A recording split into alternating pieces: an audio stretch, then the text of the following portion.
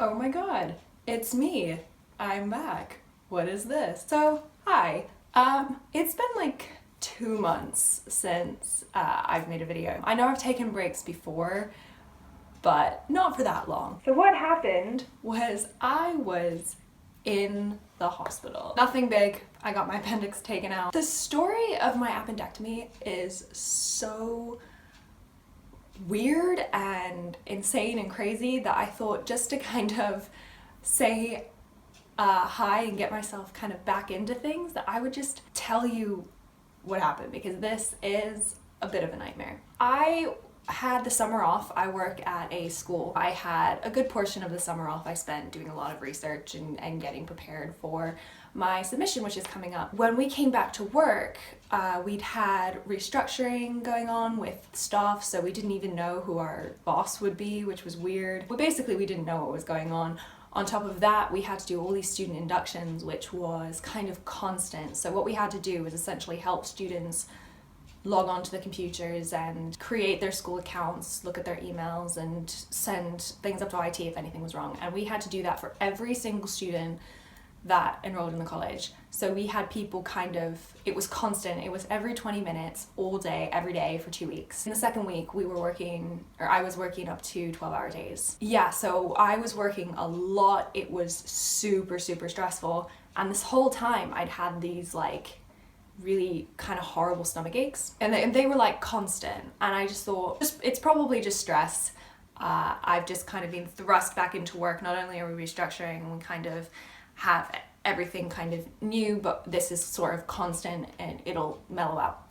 Well, after the inductions, it very much did not mellow out. The stomach aches were worse, and at this point it had been going on for more than 3 weeks. That first week after inductions, we had another group of students come in for their inductions, and we basically had queues upon queues upon queues upon queues of students. On top of that, the library was open normally, so we had normal students coming in just to take out books and bring books back, and it was just a nightmare. I was really, really stressed. It was kind of to that point where I was so anxious that, one emotional thing would just I would break down, and it was just bad. It was not a fun time. So the Thursday night, randomly about 3 o'clock, just the stomach aches that I had, and I also had, I'm also doing physical therapy for my knees and stuff, and when you're building up those muscles, I had, sore muscles all the way up my back into my shoulders, and all of a sudden, just the pain just goes from just sort of being generally in my stomach to just, it was like the entire right side of my body just seized and became inflamed. It was really, really bad. I could barely breathe through it. I could barely talk through it. And I was at work. I couldn't go home. It was about 3 o'clock. My shift ended at 7:30. So I had 4 hours to go. And I was in a meeting with my supervisor. It was just, I could barely get through the meeting. So I told her, I said, I'm gonna call 111, which is, if you're American and you're watching this, basically 111 is an out of hours non-emergency helpline. So I was I'll call 111, see if they've got any advice as to how to deal with this. So they said, okay, so problem is, since it's your abdomen, it could be literally anything. It could be your appendix, it could be your kidneys, it could be a digestive something or other, it could be a gallstone, it could be anything.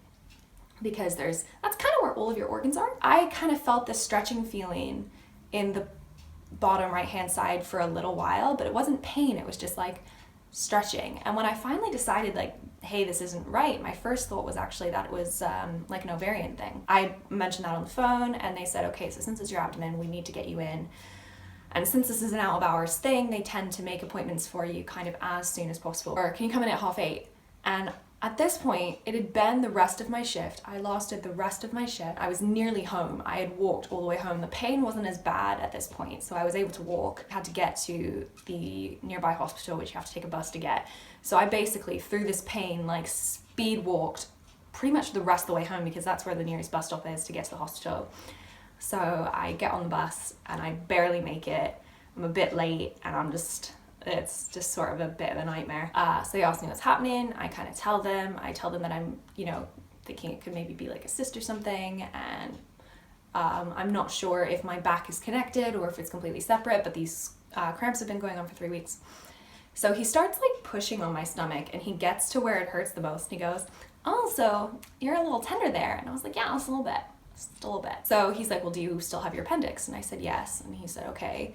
But because I had no other symptoms, my temperature wasn't elevated, I hadn't been sick, I basically had no outward presenting signs of infection. But what I can do is I can see if I can send you to gynecology just to make sure it's not a cyst or anything. Or we can keep you overnight if you're really desperate, but other than that, you might just, like, I don't really think we can do anything right now because it's too late, everyone's gone home. I'd rather have something done. Like, I don't want to stay overnight, obviously, but I'd rather have something done. So he's like, okay, I'll send you to gynecology, it's fine. So this is at like 11 o'clock at night. I had to work at 8:30 in the morning, and so I'm just kind of not... Their waiting room in the gynecology ward is like creepy as hell. Like, there were no lights on. The only lights illuminating the waiting room were in the hallway next to it. So it's just like a tiny little alcove with some chairs in. It's really, really skinny. It's like probably the distance between my camera and me right now is probably the distance between the chairs front and back. And so it's just 2 rows of chairs. You've got some water. And I had been told, just in case, don't eat or drink anything. So I hadn't had anything since, I think I had a snack at like 3 o'clock. So it's 11, I haven't had dinner.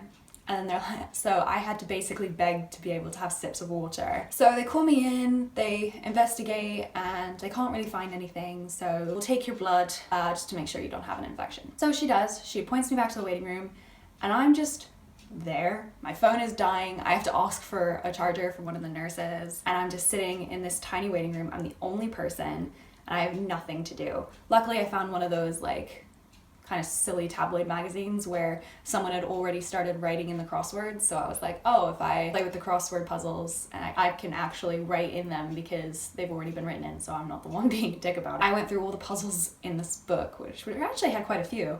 And I went through all of them, and I was on the last one. They told me to wait for my blood results. They said it could take a couple of hours. Oh, it wasn't 11 when I got there. So I got to the gynecology ward at about 9:30. They told me the blood results should take about 2 hours. And so I'm thinking, okay, 20 to 12.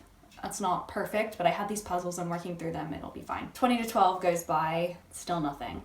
20 to 1 goes by, still nothing. 20 to 2 goes by, still nothing. To the point where doctors and nurses kind of notice that I'm still there, and are kind of like, okay. And they all say, you know what, we're gonna follow up, we're gonna see what's taking so long with these blood results, because they rushed them through. Couldn't get anything, they couldn't get anything, they couldn't get anything. Finally, the doctor that I had seen sees me still sitting there and is like, so she goes to follow up, comes back and says, I can't get anything. I'm 90% sure you haven't got an infection.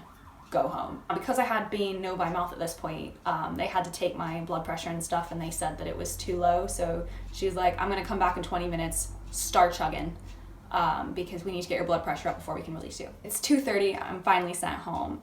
There's no buses running, obviously, so I have to call a taxi. And if you've ever taken a taxi at 2:30 in the morning, you know it's fucking terrifying. So I call my mom, and it's like 9:30 for her at night, so it's like nearly her bedtime back in the States. And I'm like, hey, I'm in a taxi at night, this isn't fun. And obviously I haven't had anything to eat, and I don't want to make food. So I happen to have a bag of popcorn, and so I make that just that I could have something in my stomach. So I eat at 3 a.m. That's when I have dinner. So I don't get to sleep until 4:30 in the morning because I have to get home and I have to eat something. So I obviously text my supervisor and I'm like, hey, I'm not coming in tomorrow because there's like my alarm's going off in 2 hours. There's no way I'm coming in. And that was lucky. The nurse, when she sent me home, she said, I will call you. She's like, I get off at 8 o'clock in the morning. I will call you either way because I know how annoying it is to be waiting around. Well, she calls me at 7-ish. 7 o'clock in the morning, and I'm thinking, okay, I just want to go back to bed. And she's like, yeah, so you do have an infection. I need you to come in so we can do an exam, which I should have done last night, but I was so convinced that you didn't have an infection because I had no signs of infection. I wasn't sick, I didn't have a fever, no signs of infection. She's like, I was so convinced that you didn't have an infection that I didn't do the exam. I probably should have done the exam. Can you come in? You can either come in now and I can do it, or you can come in later and whoever's here will do it. And I said, well, whatever's easier for you. And she said, why don't you just come in now? I get off at 8 and it's already 7 a.m. and it takes about a half an hour to get there. So I'm like, okay. So I jump out of bed, grab myself like a book, And I get on the bus and I go back to the gynecology ward, and I sit in their horrible little waiting room again. And I didn't finish the word search. It was the last puzzle in the book. I hadn't finished it, so I went back and I finished the word search. They called me in to do the exam, and they physically cannot do it. Basically, I am so tired, I'm so stressed out, and I'm just basically so riled up that they physically cannot do the exam. So they have to give me a localized anesthetic, and they say, wait 20 minutes for it to work. We'll come back and get you and we'll try again, and we'll get a specialized doctor to do it because they'll have more experience. Specialist comes back and says, we're gonna take you through to get an ultrasound. Because I'm in the gynecology ward, they do an internal ultrasound, which I'm not gonna describe it here. If you don't know what it is, lucky you. But they do an external one and they do an internal one, and they can't find anything wrong. They can't find any cysts, they were worried that there was something twisted in there. Gynecologically, you are fine. So we're gonna send you up to the surgical assessment unit just to make sure that there's nothing else, because you do have an infection, so there's clearly something wrong. So I'm waiting in there for a couple of hours, I'm listening to podcasts, I'm reading my book, and my phone is gonna die again. And finally, I'm called back into their triage room. And the nurse in there, or the doctor in there, is like 90% sure it's my appendix. The placement's right. The pain, which she said it's textbook for the pain to start in the middle and then move. Like, go ahead and sit down, we'll get you in to see a doctor so the surgeons can examine you. So I'm waiting for another 45 minutes to an hour, and they bring me and they're like, okay, we've got you a bed now. So they sit me down on the bed almost immediately after, and my friend is coming to wait with me. So she's driving over so that she can wait with me so that I'm not just chilling alone. And by the time she's leaving, I was like, hey, I've got a bed. And she was like, cool. So I'm sitting on this bed. Almost immediately a surgeon comes in, assesses me again, and was like, yeah, I don't think it's your appendix. It's probably like a burst cyst or something, because the pain is not in the right spot. You haven't shown any other signs of infection. I'm not convinced. We can't do anything tonight. We don't have any way that we can get you into operation tonight if we wanted to. We just don't have the space. So I'm gonna send you home and come back at 8 o'clock in the morning for doctor's rounds. Oh my God, I literally just sat down on this bed and now they're sending me home. And my friend gets there and she's like, hey, I'm here. And I was like, hey, I'm going home. So she drives me home, and we get food first because I'm just, like, I'm in tears, I'm so frustrated, I'm so tired. So she leaves and I go to sleep because obviously I've had less than 3 hours of sleep and I've been awake. When I went in at 7 o'clock that morning, they're like, don't eat anything just in case. So the only thing I'd had was that bag of popcorn at 3 a.m. and I still hadn't eaten anything. So I have something to eat at like 3, 4 o'clock when I get home from the hospital. And then I think I might have had a snack that night. And then I'm not allowed to eat anything again. And so I am lightheaded, I'm so tired, and I'm just so hungry, and it's not a fun time. The bus is not coming. Like, the bus is canceled for 8 a.m. the next morning, and I'm just like, what the? So I have to call a taxi, and the taxi takes way too long to get there. Freaking out because they said get there for 8 because that's when the doctor's rounds start. And I was like, I want to get there as soon as possible. Luckily, they don't send me back to triage. They bring me straight to a bed because they knew I was coming. The surgeon comes to see me fairly quickly, and he says, I'm not convinced it's your appendix, but we need to rule everything out, and we need to make sure it's not like a gallstone or anything like that. So what we're going to do is we're going to send you to an ultrasound. Luckily, I get a bed, and because I knew that I had been so bored and I had no idea how long I was going to be there, I packed basically my entire life in my backpack. I packed books, I packed my laptop so I could get some work done, I packed my notebooks for my research, I packed my iPad to play games on. Like, I packed nearly everything in this bag. I was fairly okay. It wasn't long before they sent me down to get an ultrasound. And luckily this is just the normal, like, stomach one. And they're like, oh yeah, your appendix does not look right. They bring a doctor in who's like, yeah, your appendix does not look right. There's something wrong there. So it was pretty much confirmed that it was my appendix. So I was like, yes, great. Okay, at least I know what it is. They can take it out. I'm usually terrified of operations, but at this point I was just so tired and I was so done that I was just like, just get it over with.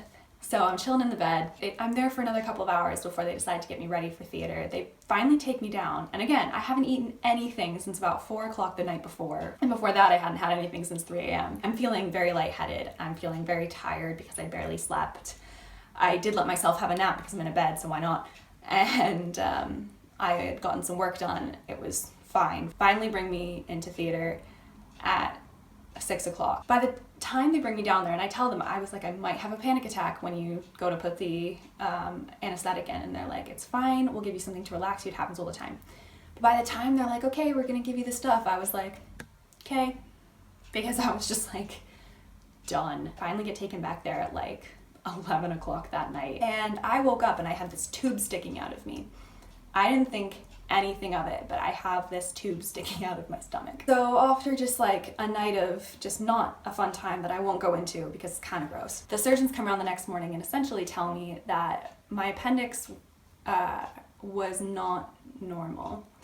Obviously because they had to take it out, but like they couldn't get it out. They had to, so essentially most appendixes, when they rupture, they kind of like burst and you can just like take it out and then you just get rid of the infection with a crap load of antibiotics. But for me, it just perforated, so like the infection just sort of oozed out and collected around other organs.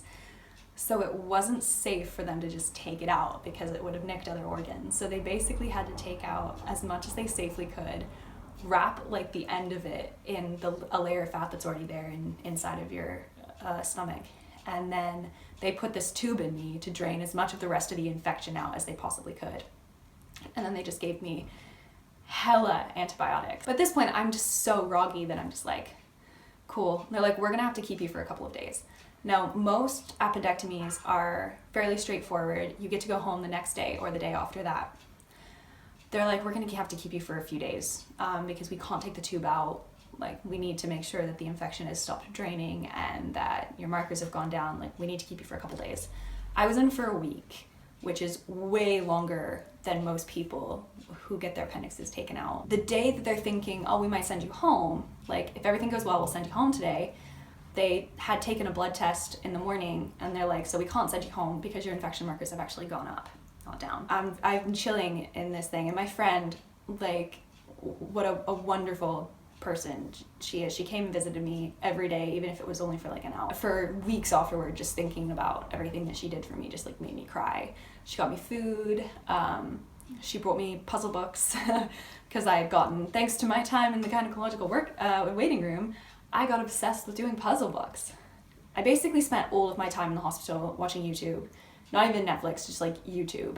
I told myself, oh, I'm gonna get so much work done in recovery because, you know, it'll be fine. But of course, my surgery was harder than most appendectomies, and so my recovery sucked. And every single doctor or nurse who came and talked to me about it was like, oh, your appendix was nasty. And I'm like, thank you very much. Just to tell you how shit it was being in this ward, because it's the same ward as the people who get stuff done on their digestive system, the food is extremely bland. And I'm a vegetarian, and I try and eat as plant-based as possible, but eating vegan was impossible in this ward, just physically impossible. So I ended up every single day having Rice Krispies for breakfast, a plain omelet for lunch, and a jack potato for dinner every single day because there just weren't any other vegetarian options. And every single time they're like, oh, so what can I get you to eat? And I said, I'm a vegetarian. Like every single time the workers would go, because they didn't have, they couldn't remember anything. There was one food item, so it was horrible. I spent the entire time like just watching TV and like calling my mom a lot. Oh God, I'm getting choked up again. So while I was still in the surgical assessment unit, my mom actually sent me flowers, which they normally don't let you use in the hospitals in the NHS because it sucks up the oxygen, but they let me keep them. And attached to the flowers was this little guy. According to the tag, his name is Bramble. And he just kind of became a buddy because my parents sent him to me, so he's my little buddy. Finally on the Thursday, they take out all the tubes, including the one in my stomach, which was just, oh my God, that hurts so bad. They're like, you'll feel a slight discomfort. They lied. It hurt really, really bad. The last day they took blood from me to make sure that my markers had gone down. They couldn't get the needle into, I'm sorry, I really should have prefaced this by saying if you're not comfortable with needles. Basically, they couldn't easily draw blood because my arms were just so bruised from all the other times they drawn blood that it's like my veins just didn't want to work anymore. Is that better? It might be better. So then the Friday, they're like, we're gonna send you home today as long as the blood results come back okay. Well, blood results came back fine, and they're like, we're gonna send you home. They got everything ready for me, all of my medications. All that needed to happen was that the doctors came and discharged me.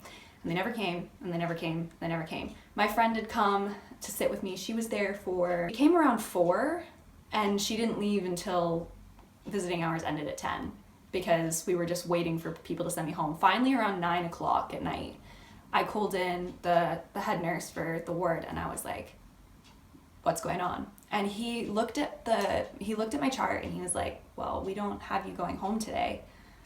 We were never told you were going home today.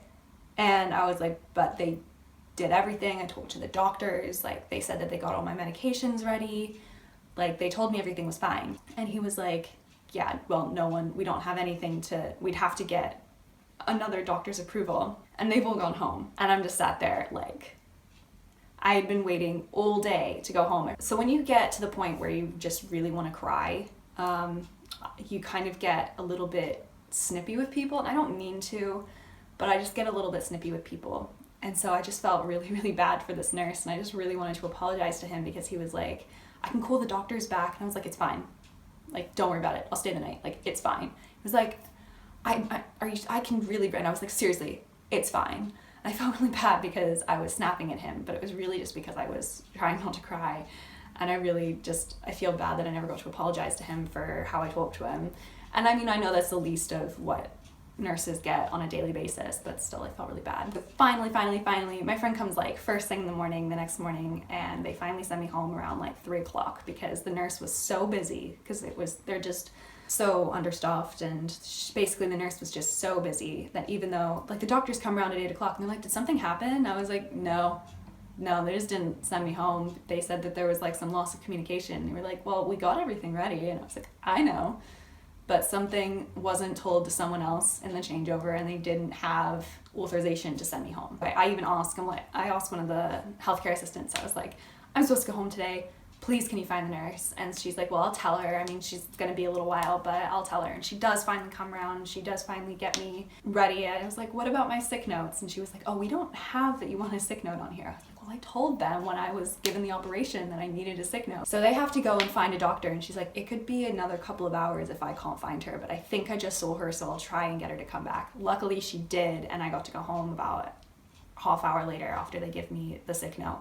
They end up giving me 2 weeks off work. The surgery was just so intense and unusual, because everyone just keeps telling me like, oh, yours was nasty. Basically, the surgery was just so intense that it's gonna be basically just a really long, shitty recovery for me. I'm tired all the time still. So I was off work for 2 weeks. I told myself, oh, you can get so much work done, but I didn't have the energy to get any work done. It was horrible. It's just, I spent so much of my time sleeping. I watched so many movies that I liked as a kid to kind of like raise my mood, that my entire Netflix queue is like iCarly and Teen Titans now.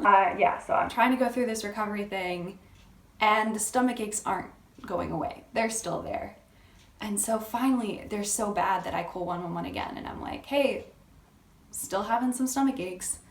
I explained the medication I was on. I explained kind of what happened. And I was like, is this normal? And they were like, I don't know. Can you come in? So luckily my friend was able to drive me to my appointment that night. We waited for longer than I waited the first time, but I got seen. And it happened to be, luckily, one of the doctors from my GP surgery. So any other follow-ups, I get to just go across the road to see him. He takes more blood, and he says, I am concerned that you're still getting this much pain this long after the surgery. And he sees the scar from where they went in, and he goes, oh, that doesn't look great. He was able to explain to me kind of more of what happened, but he was very concerned that I might still have infection. That was 2 weeks ago. I haven't heard back from the blood results. So I'm hoping that means that no news is good news, if that makes sense. He was like, just to be on the safe side, I want to order you an urgent ultrasound just to make sure, because I had an ultrasound before I left. They had to do an ultrasound to make sure everything was fine. Found fluid, but they said that that's probably fine. It's probably just left over. Your infection markers are down, so I'm not too concerned. And he's like, well, because there was before, we just need to make sure that that is the case. So they give me an ultrasound 2 days later. They don't find anything major, but they're like, so we want to do an internal ultrasound. And I was like, again? So they're like, okay, but then they don't find anything that way either. So they're like, okay, so we want to do a CT scan. Now, skip to whatever I put down here if you don't like needles. For those of you who don't like needles, I didn't get the CT scan that day. They had to stick me 4 times to try and get the needle in, and they couldn't. They could get it into the vein, but they couldn't get it into the vein. So like it just wouldn't go through. It would just stop. Basically, my veins were so tired from all the blood that had been taken before that it wouldn't allow any more blood to be taken. Hi, welcome back, needle people. Yeah, I didn't get the CT scan that day. So she said, we'll order another one for as soon as possible. Hopefully by then, your veins won't hate us as much. The CT scan actually went fine, apart from one of the nurses being extremely inappropriate. That's just a separate thing. And I go back to work the next day. We are extremely short-staffed because everyone is off sick. I was the last person to leave and the first one back. So there's one of us in the morning and one of us at night. And so basically, I come back to work. I'm supposed to be taking it easy, but instead it's been full on nonstop. Now it's half term now, so I'm off for a little while, but I'm so tired. I'm so tired. And that's why I haven't been making any videos. I've been trying basically everything while I'm waiting for blood and CT results to curb the stomach aches. I tried a hard reset by doing a detox, so just like really, really bland food for a couple of days to try and like reset everything. I've tried like heat pads and all the drugs, but yeah, it's just, I had a 2-week course of antibiotics. I was off work for 3 weeks total. Yeah, it's been a little bit of a mess, but I have Bramble to get me through it. Don't die, Bramble. Yeah, so that's the fairly intense story of a surgery that should be really, really easy. And I love the fact that every single doctor that looks at my chart goes, oh, your appendix was nasty. And I'm like, thank you, I know. Everyone loves to just keep telling me that. Yeah, it's basically been a bit of a nightmare, but it's kind of one of those stories that's just like so intense. It's like, how about we just have a conversation and it'll be a mess. I don't know if I'm back, but at least I'm gonna try and keep up with some videos for a while. I have a presentation at the end of November, which is a pretty big milestone in my PhD. So I'm pretty busy until then, but I'll try and get some videos out to you guys. November is Mental Health Awareness Month, so there's some things I want to talk about with that. Yeah, sorry for being gone for 2 months. This is why. It's been not a fun time. I'm gonna go back to bed for a while. Thank you so much for watching. Sorry for being gone so long. I hope that you laughed a little bit at my struggles and stay healthy. I thought for over 3 weeks that these stomach cramps were just for stress.